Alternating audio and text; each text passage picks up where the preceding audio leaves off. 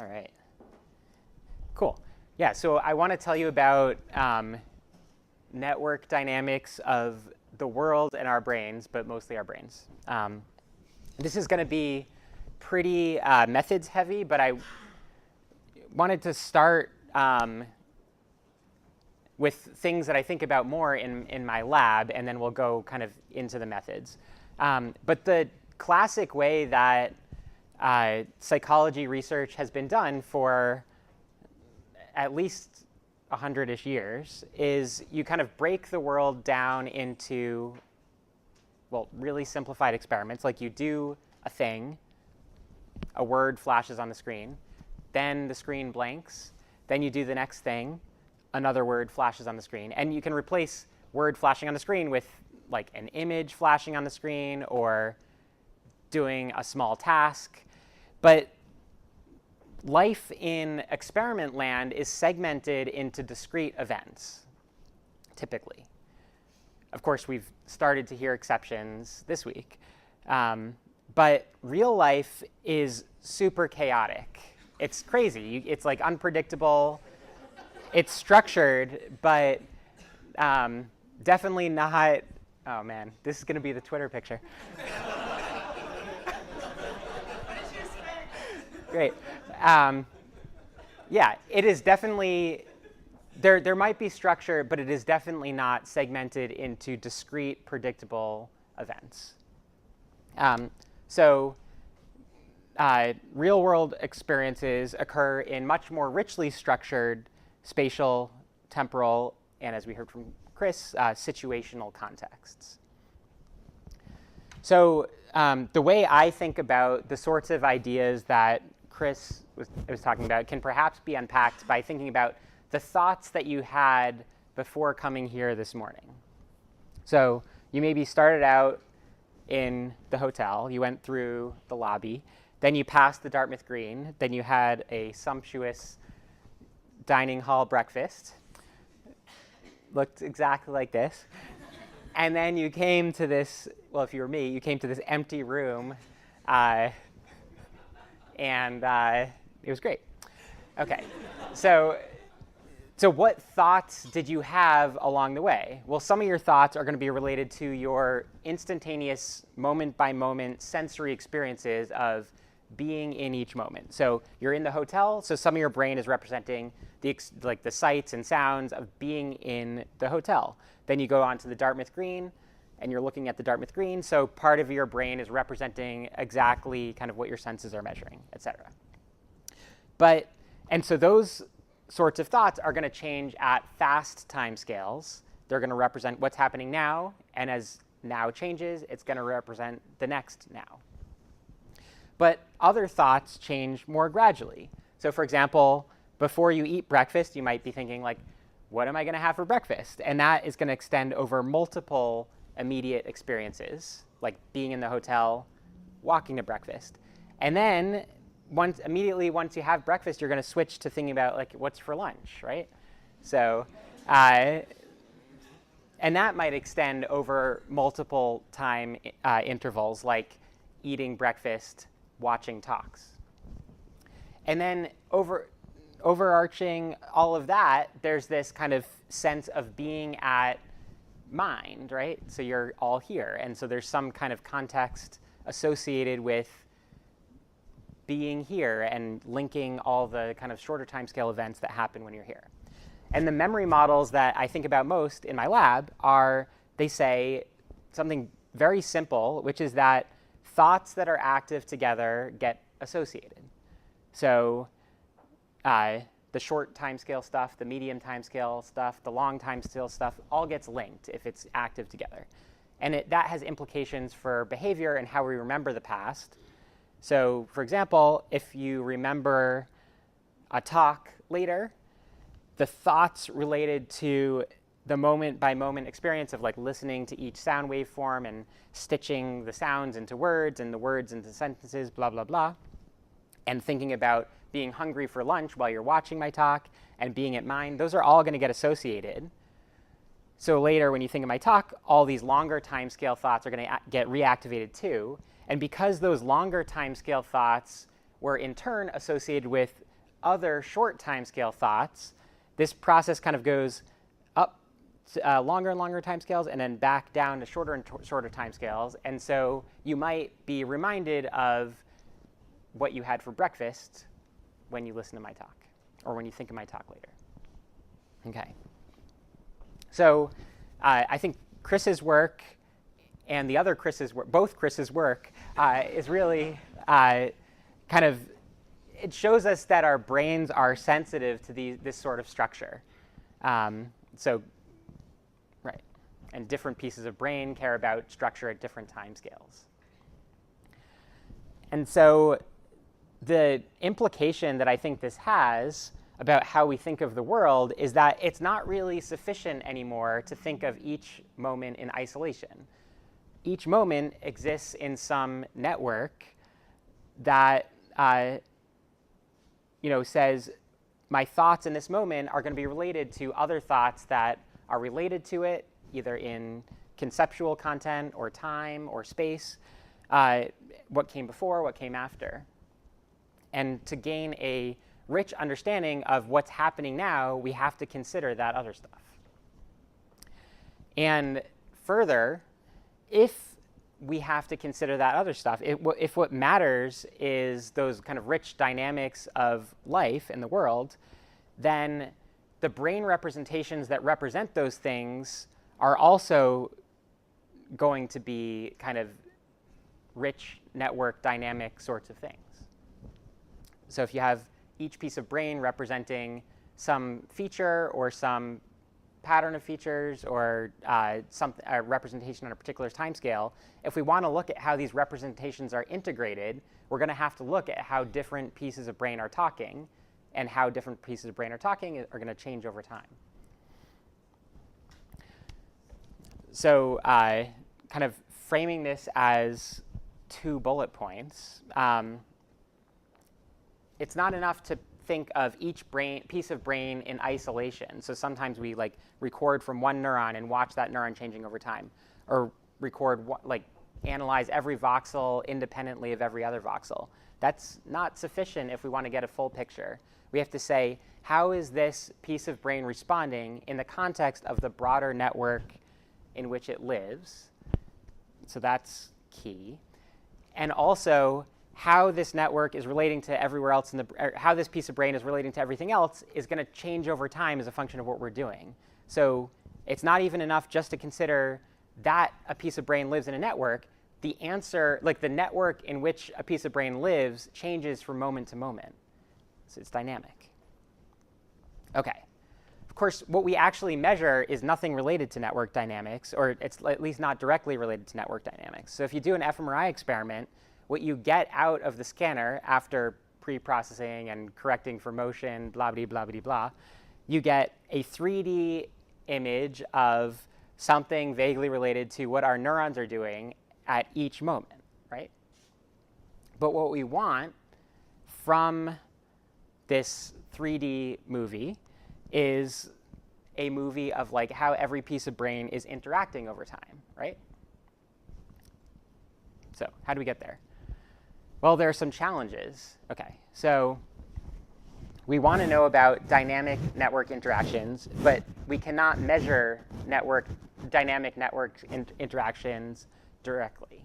And so the way that I think we need to get at them is through models. And I think this picture is just self-explanatory. No. Can anyone tell me what this picture is of? What is this? It's a cat. It's a cat. Exactly. Right. In the sense that everything is a cat. No. What is this? Right. Horse. A horse. Very good. Yeah. But it's actually not a cat or a horse, right? It is a set of pixels on the screen where each pixel is set to some RGB intensity value, right? But the way that you say this is a cat or a horse is that you have some model in your head about how things in the world give rise to pixel RGB intensity values, and then those intensity values bounce onto or shine onto your retina, and your brain has a model of how things in the world like activate things in your retina, and all you get to see in your brain are neuron responses. So you have to say, how do things in the world affect neuron responses?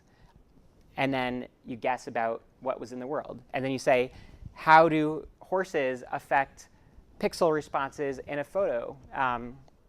And so you have to take the photo and project back onto the real world. So from this photo, you have solved, like your brain has automatically solved this really difficult reverse inference problem where you take measurements that you could observe and you have extracted out a cat.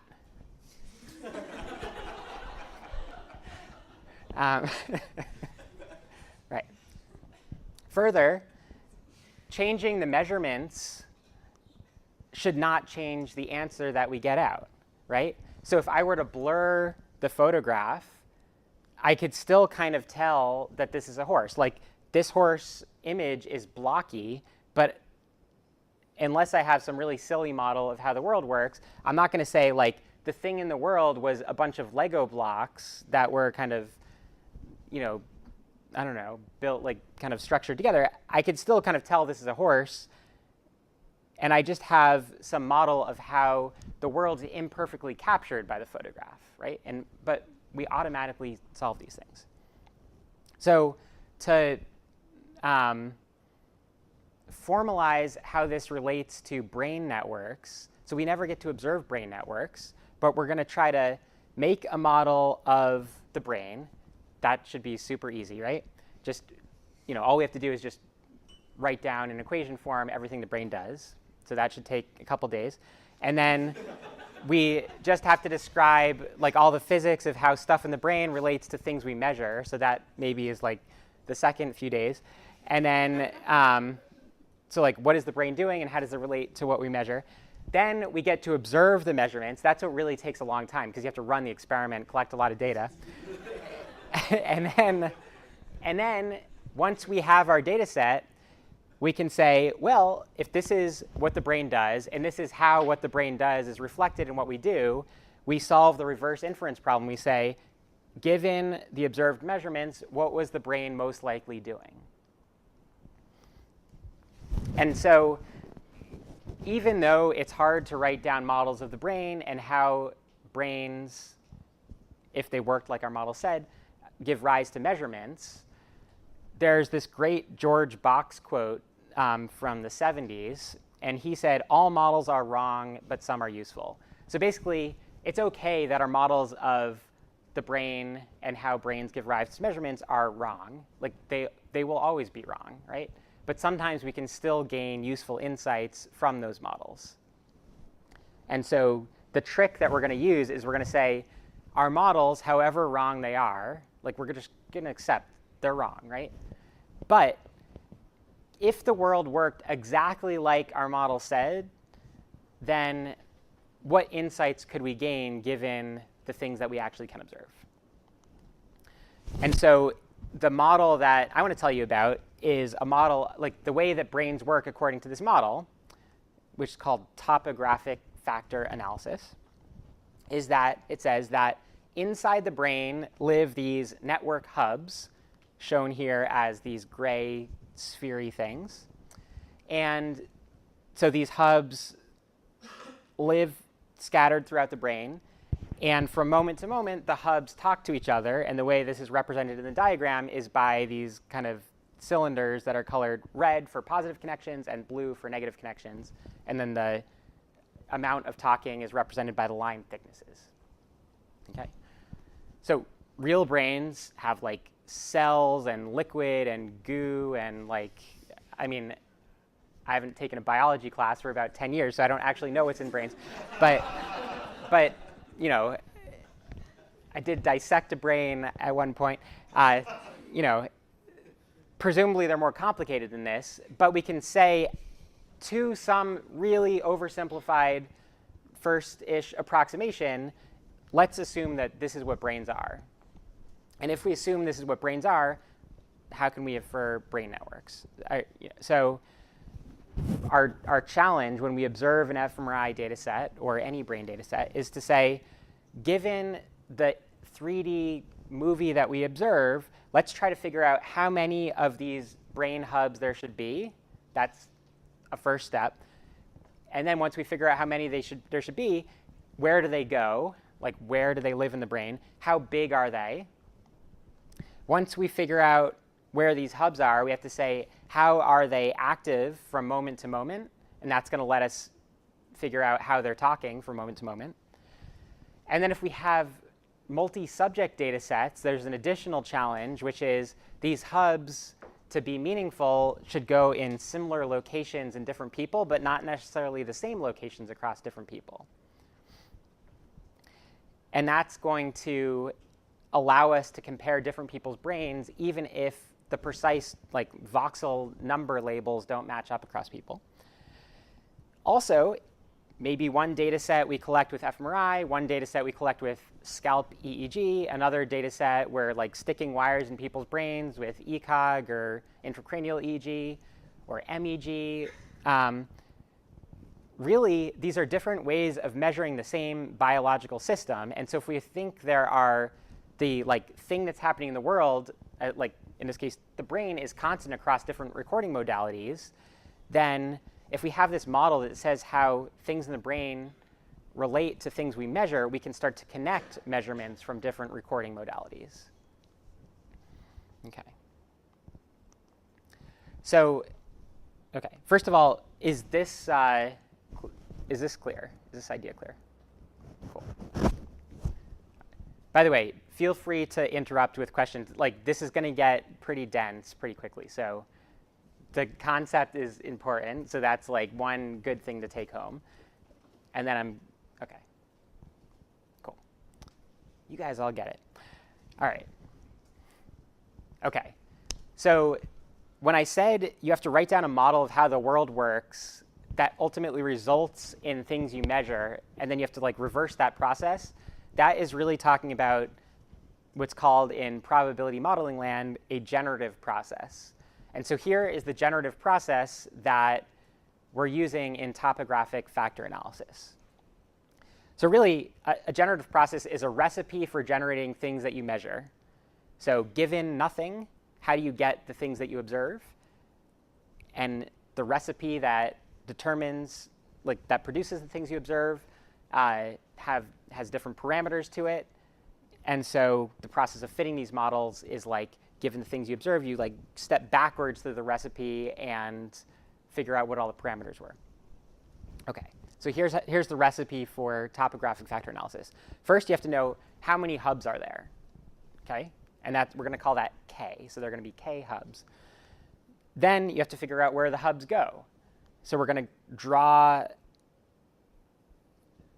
Does everyone know what draw means in probability? Yeah, so you draw a number from probability distribution. So we're going to have to define some distribution over space. And what draws from it mean you come up with different locations where the hubs are going to be. So the K hubs are going to be spread throughout the brain. And then we have to figure out how big the hubs are. So we draw hub width parameters. And those have to be positive, because you can't have a negative width. And we're going to bias them to be small. And then now we know where the brain hubs are. And then in each time point, we have to draw weights, which say how active each hub is in each time point. And now we know how many hubs there are, where they are, how big they are, and how active they are in every time point. And so that's really our model of the brain. But then, given what the model says the brain is doing in each time point, we have to say, OK, if this is what the brain was doing, what would we measure in fMRI at that moment? So what are the voxel activations? Does that make sense?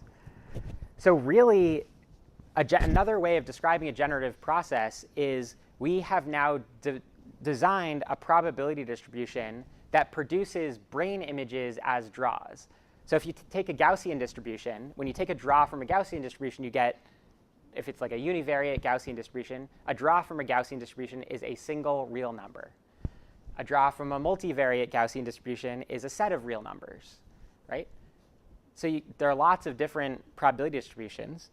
A draw from the distribution defined by topographic factor analysis is a movie of 3D brain images. Yeah?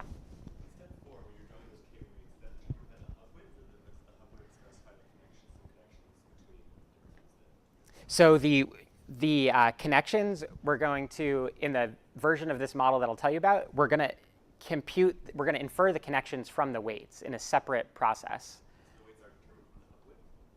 The weights are determined. No, so okay, there are two conflicting ways of answering your question. So one thing you could be asking is, given data that we observe, and given that we might know where these brain hubs are, how could we solve out for what the weights most likely are? Another way of, okay, is that what you're asking? That's not what you're asking. In the generative process, you don't get to know what's happening in the world. You say, here's where the hubs are and how big they are. And this step just says, how active are they? It is not related to their width, right? When we fit the model, it's going to be related to the width. Because when we fit the model, what we're going to say is, here are the voxel activations. I don't know anything else. Then we guess about how many hubs there are, where they are in the brain, how big they are, and we say, if we fix all the other things, how active would the hubs be, right? And then we fix how active the hubs are, where they are, and how many there are, and then we say, well, if all these other things are known, how big are all the hubs? And we kind of improve that estimate a little bit. And then once we know how active and big the hubs are, we say, where are the hubs located? And so we tweak where the hubs are located. And now, given all these things, we say, like, was that the right number of hubs? Do we need more? Do we need less? That fits K. And then we just like keep chunking through this process until we converge on a stable answer, which means the answer does not change by more than some threshold amount from one iteration of our inference procedure to the next. Okay.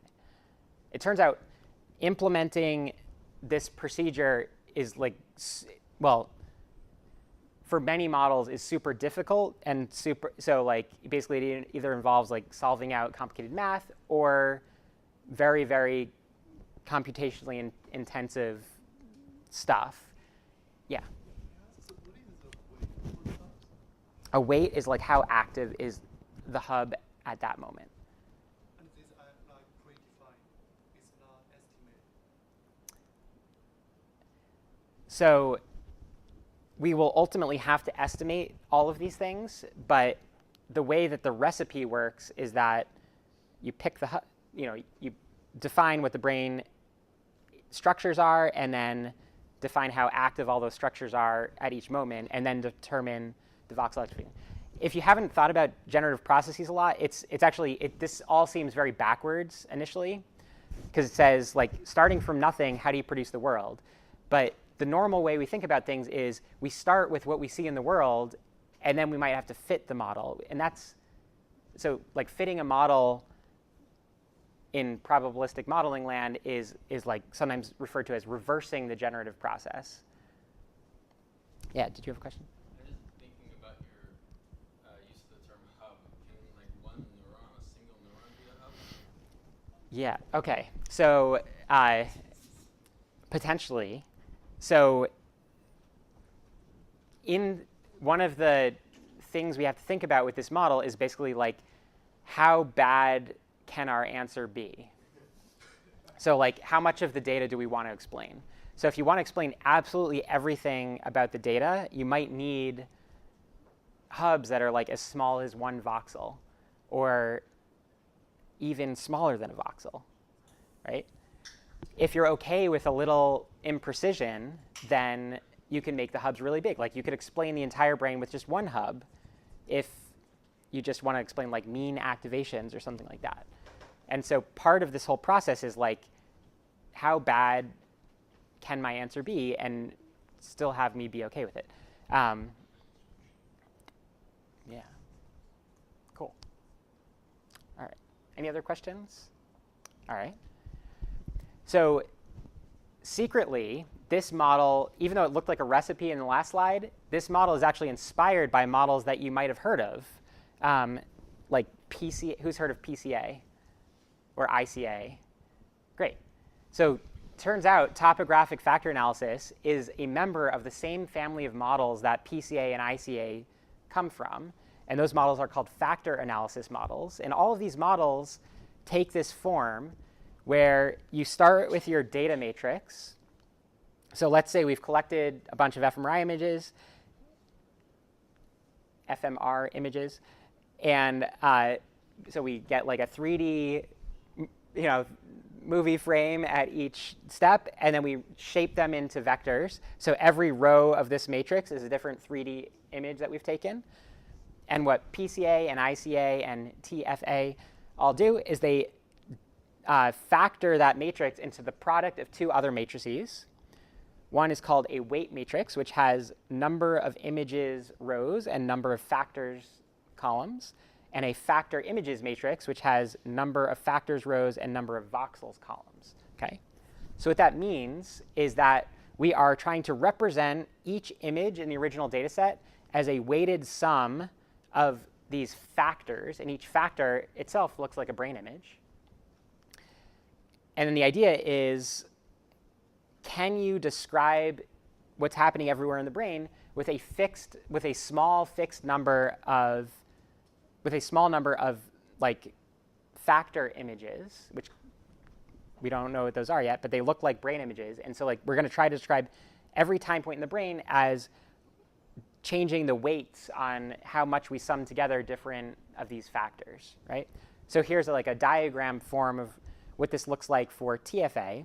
So each factor is going to look like some spherical hub somewhere in the brain. And so the way we implement that is with radial basis functions, which Sam Gershman talked about in his talk. But if you just like take brain slices, what that looks like in the brain is like kind of blurred out circly spheres. And then here's a slice of an image that we want to explain. And the way that we're going to explain it is by saying like, well, where these spheres are in the brain is going to be fixed, but we can change how active or how weighted each of these spheres is. And we're going to try to come up with weights that best compute the best approximation of the original image, given that we have to keep the hubs in fixed locations and we can change the weights to whatever we want them to be. That make sense? Cool. Now, this problem has infinitely many solutions. And one way to see that is like if you just multiply the weights by a constant and divide all the factors by that same constant, you will get exactly the same product, right? So you can pick any constant. So that's one way of proving that there are infinitely many solutions. Yeah. So you did mention that it's in the same family of various sort of decomposition methods, but I'm wondering whether smoothing at different radii and then some eigendecomposition would do the job. So this, what do you mean by do the job? Basically produce similar results. Okay, so So it would be different, so hierarchically different level radii for smoothing, and then doing an eigendecomposition to find out how many. okay, so let me pause that question. I'll answer it after I go through this slide. Yeah. The answer to your question is a mix of yeses and nos. But okay, but let me compare deep, interesting question. But okay, so you have a brain image. The way that these factor images look for methods that you guys have all heard about, PCA and ICA, is that each factor is itself a brain image. Here's a slice of a brain image from a PCA decomposition and an ICA decomposition. So to describe these factors, you need number of voxels parameters, right? You need to know how every voxel is activated in each of these factor images for PCA and ICA. Okay? For topographic factor analysis, you need to know where the center of the hub is. That is a 3-dimensional vector. And you need to know how wide that hub is, which is a scalar. So you need 4 numbers. Okay? So the factors that you get from topographic factor analysis are very, very compressed relative to the factors that you get out with like PCA and ICA. So instead of like 50,000 or 100,000 numbers, we just need 4 numbers. And the cost that we pay for that massive level of compression is that the answer that we get out, the way that TFA approximates the brain, is that for the same number of factors, the approximation we get with TFA is going to look blurry. So we lose spatial resolution, and we gain massive compression. Interestingly, perhaps, topographic, so if you set the number of factors to the number of voxels, PCA is a special case of topographic factor analysis. So you can recover PCA with topographic factor analysis, but then you can impose some smoothness constraints by reducing the number of factors. Yeah? So the PCA and ICA there are not on super smooth data, but if you had smoothed the data before PCA and ICA hugely, I'm guessing they would look like the TFA map. So the answers may visually look like the TFA map, but the way that this map is, this is just a plot of the map. Secretly, what underlies this plot is like a hub somewhere in real space and a width, so, like which is could be any real, non-negative, blah blah blah. Yeah. So, whereas with PCA and ICA, even if you smooth the data first, you could get factor images that look like this, but you wouldn't know where. You'd have to do some other step to figure out where in the where in real space is this blob, and how big is it. Okay. There's also another trick that comes with topographic factor analysis, which is when considering multi-subject data sets.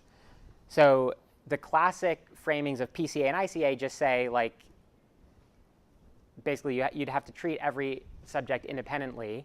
There are fancier versions of these methods that extend classic PCA and ICA to multi-subject data, so it's possible to do.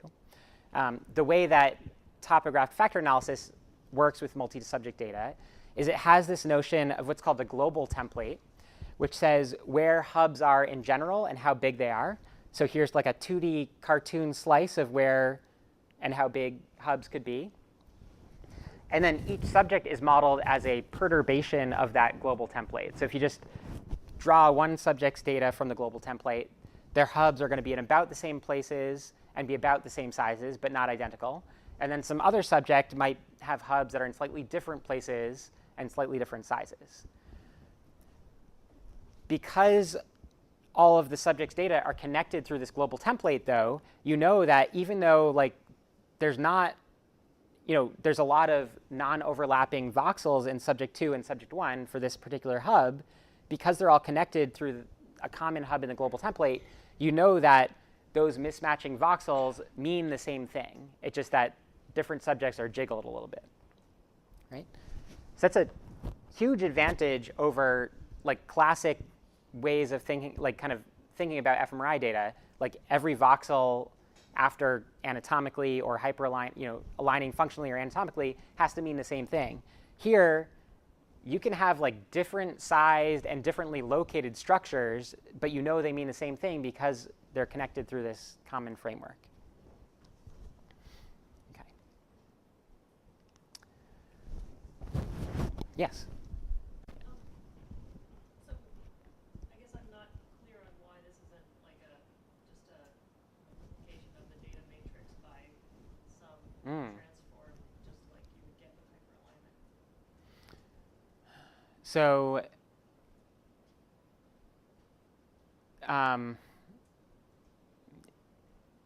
the way that different subjects' data are, you could come up with a transformation that takes the global template and maps it onto a subject template. But this is, so that's kind of how we model it. But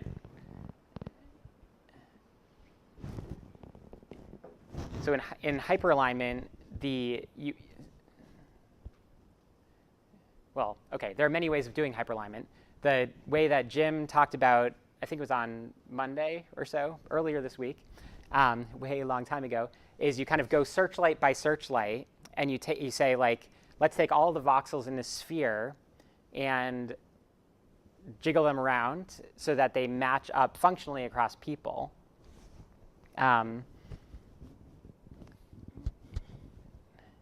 I guess this is a related but not identical approach. So basically, this model doesn't care about functional alignment. It's what it ends up looking for is like contiguous blobs of voxels that go up and down together. And the task doesn't have to be shared across people. The data set length doesn't have to be shared across people. The data set modality doesn't have to be shared across people. You're just finding blobs of brain that are in roughly the same locations across people. Yeah. You say the task doesn't have to be shared about people. I can say that's true from like just methodologically, but Yeah. But in terms of the real world brain function, do you think it makes sense to do this when people are doing different tasks? Does it make sense to do? I mean, you could come up with a scenario where it makes sense. Like you could have different conditions in experiments that you want, like know how the same pieces of brain are behaving in different conditions. I guess it depends what you're looking for. In classic hyperalignment, you need to assume that the thing that brains are representing is the same across people. Otherwise, you have nothing to hyperalign, right? In this model, you just need to have contiguous blobs of brain that are varying up and down and that are located in roughly the same places, but they don't have to be activating in the same ways for different people. All right. Okay. Well, keep thinking about it. Yeah. Fair characterization is that this is more like what SRM is doing, except instead of learning transformation matrix within a search network person, you're learning a blob assignments that being sampled from some length distribution. And so that relaxes the assumption that everybody's being pushed into the same space, but rather everyone is an observation from some larger distribution of where people's blobs are. So not exact. Okay, I'll just say not exactly. There are some links between this model and the shared response model, but I think we should discuss those offline, perhaps. But some of what you said has some merit to it. Yeah. So, yeah. Okay.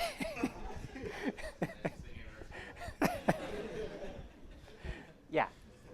Do you sacrifice some ability to distinguish between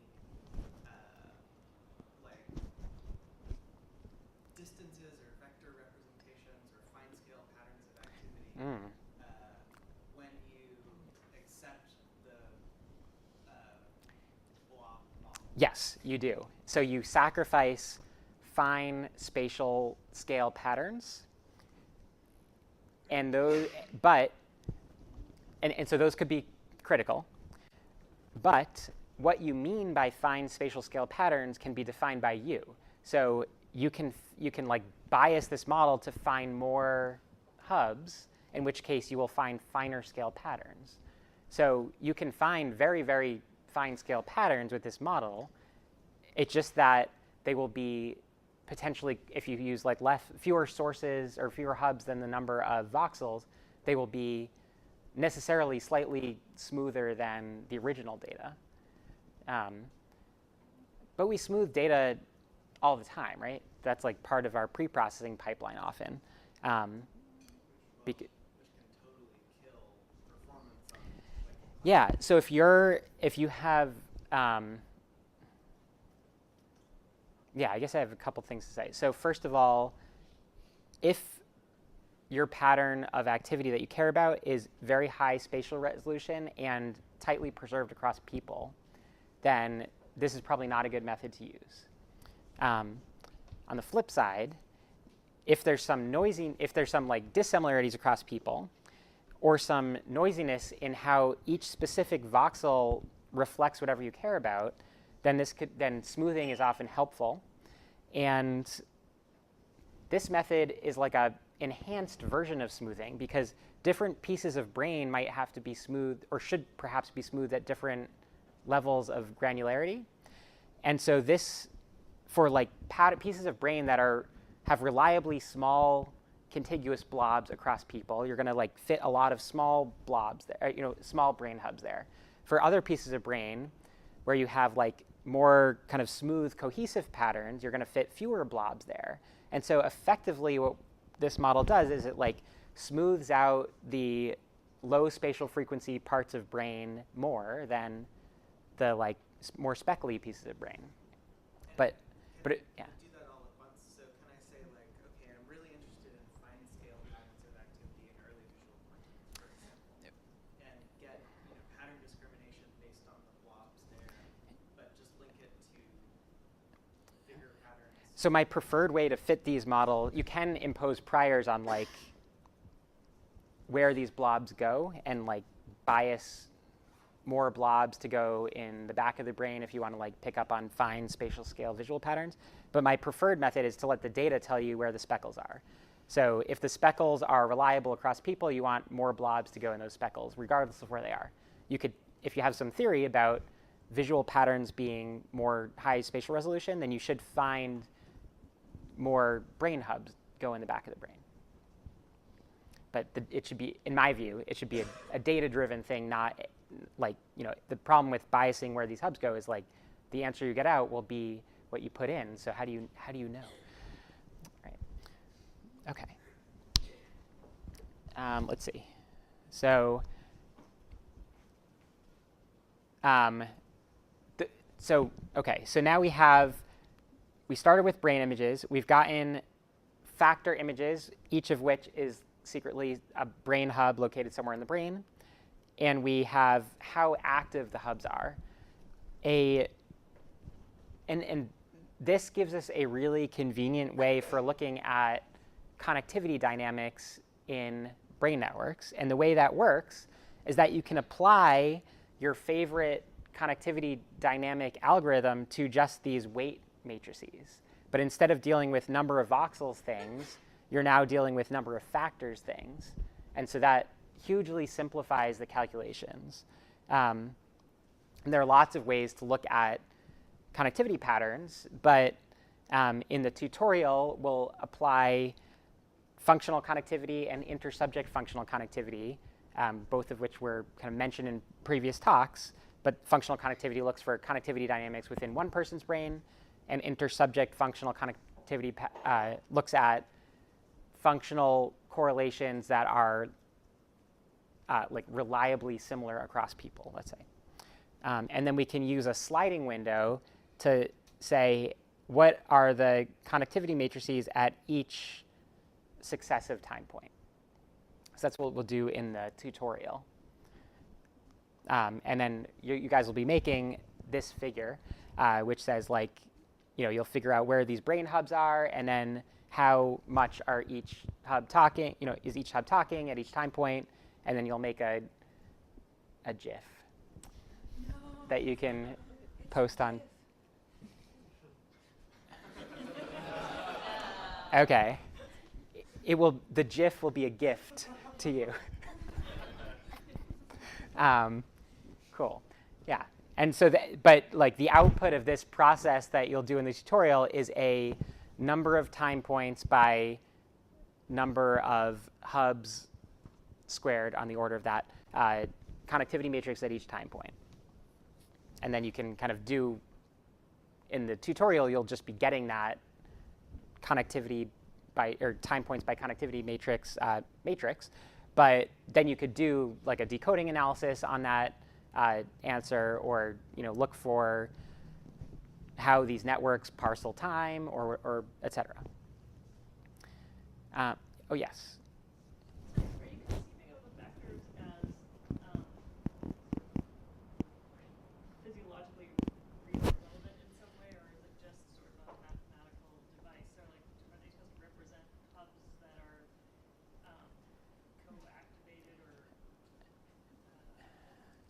Yeah, so yeah, that's a great question. So how do these hubs map onto anatomical structures? So they do not perfectly align with like classic connectivity matrix based brain parcellations or Brodmann areas. It doesn't care about anatomical boundaries in the same way as those methods do.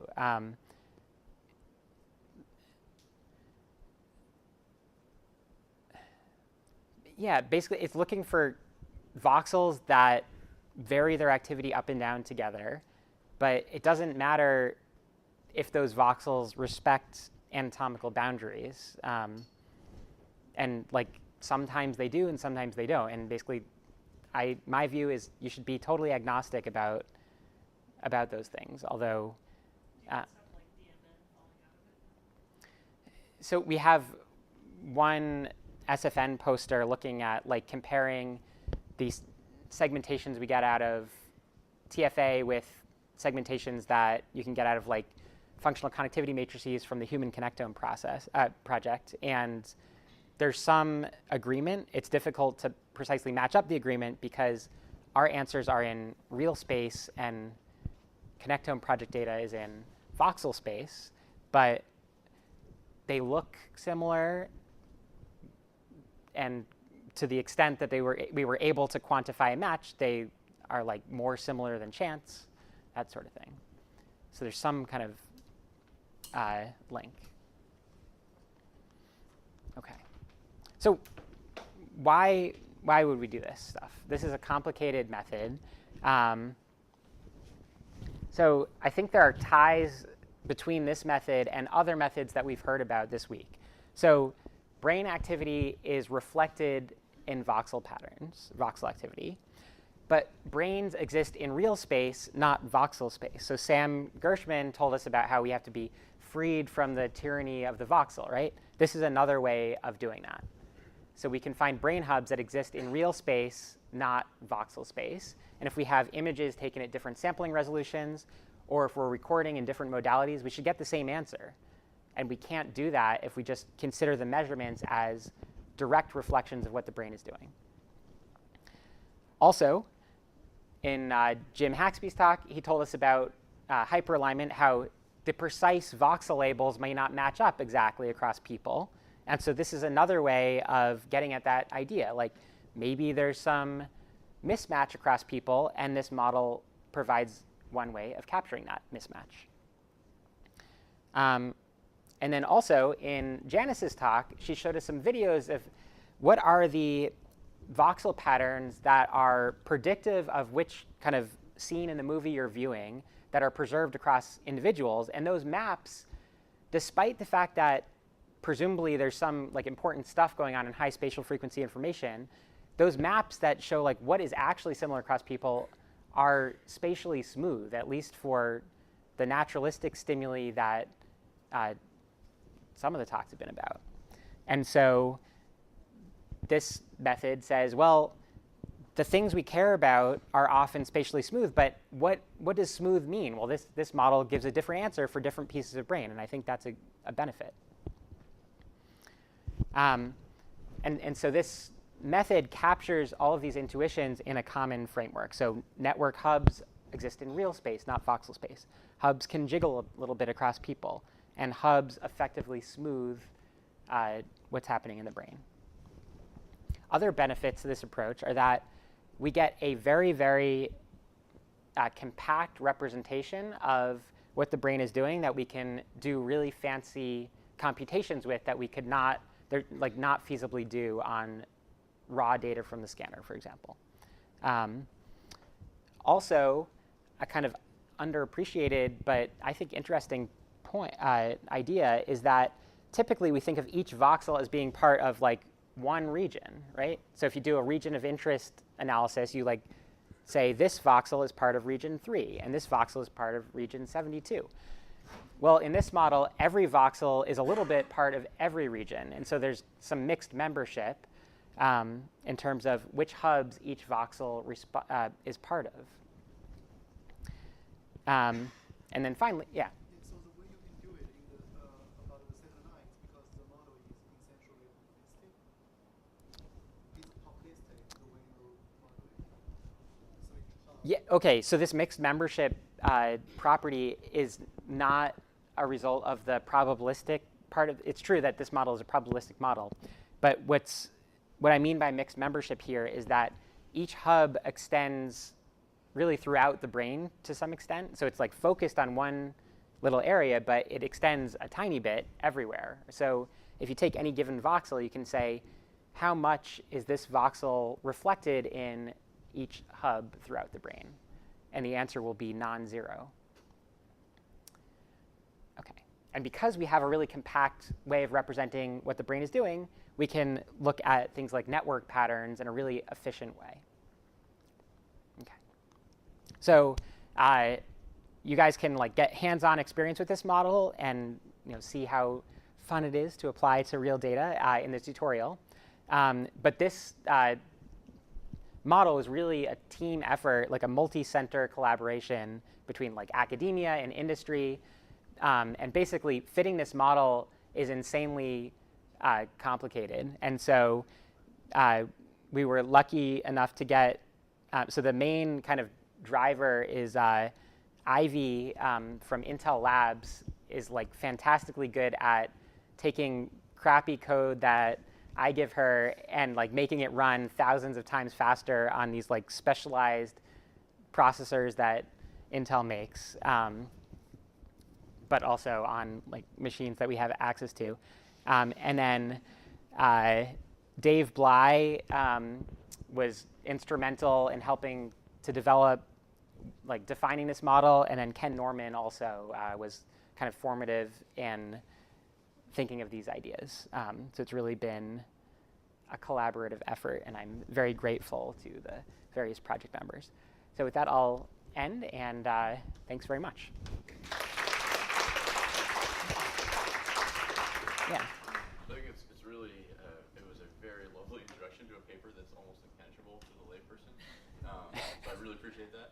Yeah, there's a lot of math in this. So yeah, so I apologize if you attempt to read the paper. It's like super dense, because basically it's all about like, how do you actually get the answer out? And that turns out to be very complicated. But so yeah, that you've done all this hard work with all these smart people, with these teams, can you like maybe tease us with a few examples of the cool stuff you can do with it that you couldn't do any other way with an existing method? Yeah, so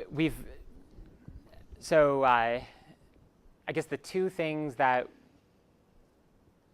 we've been focusing on are decoding, so particularly of naturalistic stimuli, so like decoding which time point in a story or movie are you listening to, and benchmarked against like brain parcellation based methods or like just decoding like MVPA on the voxels or et cetera. These techniques give you better decoding accuracy. And I think a major win is visualization. So if you tried to like plot like a voxel by voxel connectivity matrix, it's going to look like a mess, right? And with this method, you can say like each hub is interpretable as a thing that I can plot and make the plot and then like make the connections. So I really like it for visualization. Yeah, we've done some like attention decoding with this. So you can say like each representation lives in a different network. How are those representations talking to each other? Yeah.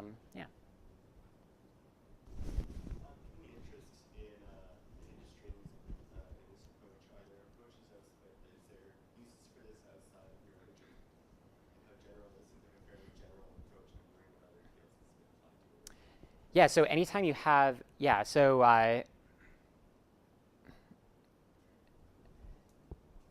this is applicable to other fields, but it's kind of, there are some properties that make it especially nice for brain data. So these hubs have to be fixed over time. So the brain we think of typically as like not changing over the course of experiment. So the assumption that the structure of your brain is kind of static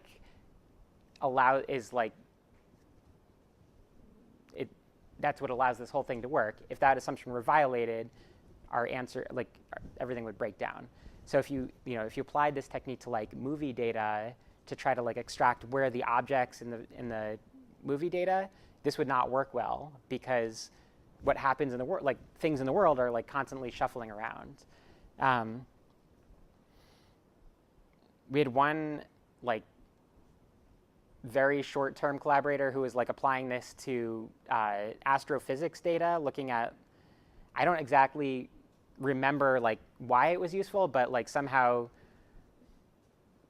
I actually forget like how he was doing it, but he was looking for like life on other planets somehow, and I don't remember how it worked, but somehow this model was sufficiently similar to a model he was working with, and this is like a fast solution to that.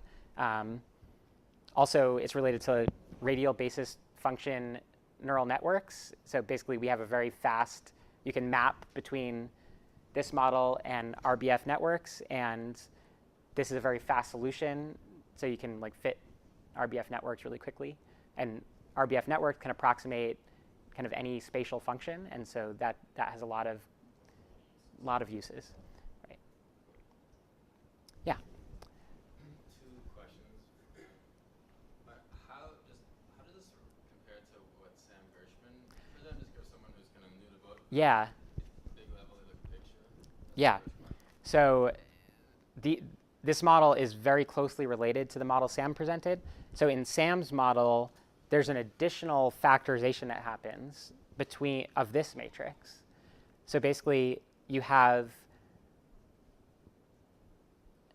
covariates in your experiment varying over time. So it's a number of time points by number of covariates matrix. So for example, each covariate could be something like a word you're thinking of or a feature of a stimulus, times a covariates by factors matrix, which tells you how each covariate relates to each factor weight.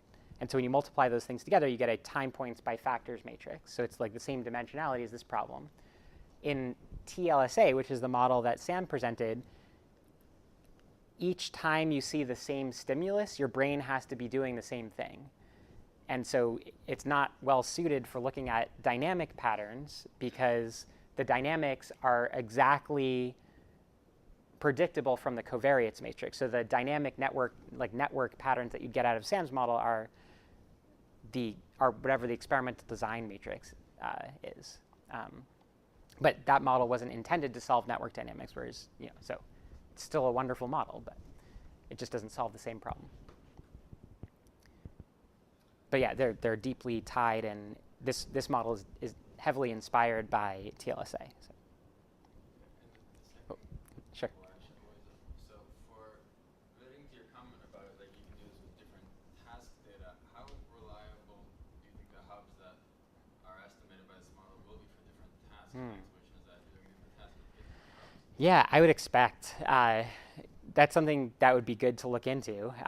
You can do like split half reliability, so you can like fit the model to half your data set, fit the model to the other half of the data set, see if the hubs are in similar locations. There's not a perfect way to match them up, but you can like use the Hungarian algorithm to like reassign labels. Yeah,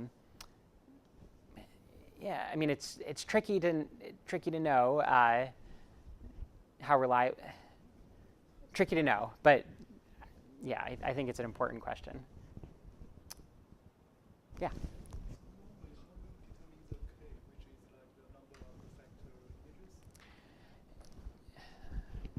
Yeah, how do you determine the number of hubs, right?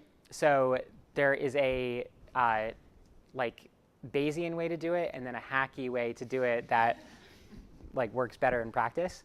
The Bayesian way to do it is with a non-parametric model. So Chris Baldessano mentioned in his talk, like he worked with non-parametric models for a while, and it like was a terrible time of life. Well, I mean, like basically I echo that sentiment. These models are super complicated, and essentially the prior that you put in ends up like heavily influencing how many hubs you get out. So there's this promise of like you'll magically know how many hubs there are, but by like fitting it as a parameter of the model. But in reality, like the answer is like directly proportional to the thing you put in. So I don't know. So in practice, I've converged in a similar solution to what Chris came up with, which is like cross-validation. So you like say, so what you do is you like hold out some of the brain data, fit where the hubs are. Then for the rest of the data, you hold out some of the voxels, and you fit what the weights are. And you say, how well can I predict the held out voxels from the held out images, given the number of factors that I've used? And then you pick the maximum of that curve. I mean, even more philosophically, I think for most of these cases, there's not really a right answer, right? Like it really depends on what you want to use this for, right? And so it's, yeah, so that was the dream of the non-parametric stuff, is like the data will tell you how many clusters there are, which I think, yeah, now on one side, that's probably like fundamentally not possible, right? That depending on what kind of question you want to ask, right, what we're going to use these factors for, there's going to be different numbers that are right. So there might be some that are like wrong in the sense that, right, like they're really, you know, you could rate this into 10, or you could split each of those into 20, and so 10 and 20 are both better than 15 or something. But yeah, usually there's going to have to be some kind of other metric for what the right answer is. Yeah. Yeah.